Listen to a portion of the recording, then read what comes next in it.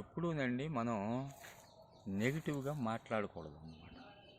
మన పెద్దలు కూడా ఇంట్లో బియ్యం కనుక అయిపోతే డబ్బాలో బియ్యం నిండుకున్నాయి అంటారండి, లేవనరు. అలాగే పిల్లలకు కూడా అటువంటి విషయాలు చెబుతూ ఒక్కొక్కరిని లేపి నీ దగ్గర ఎంత ఉన్నాయని అడుగుతాం. డబ్బులు 2 రూపాయలు ఉన్నాయండి అంటాడు. అంటే నువ్వు +2 అని చెప్పాలని చెబుతాం. అలాగే కొందరి దగ్గర ఏమీ లేవు ఒకటి, వాళ్ళకి అప్పులు ఏమీ లేవు. అటువంటిప్పుడు ఎన్ని ఉన్నాయంటే నా దగ్గర 0 ఉన్నాయని చెప్పాలి.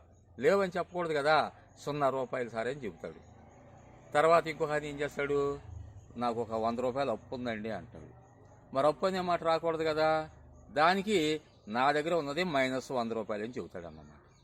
అంటే మైనస్లన్నీ అప్పులు, ఇవేమో ఆదాయాలు అన్నమాట.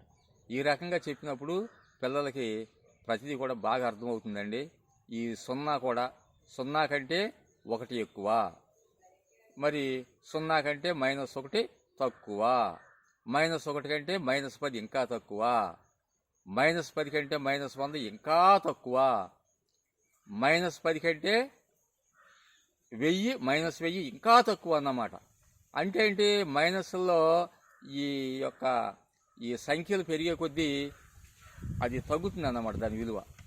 అలాగే ప్లస్లో మాత్రం పెరుగుతుందండి. అది దాని సారాంశం.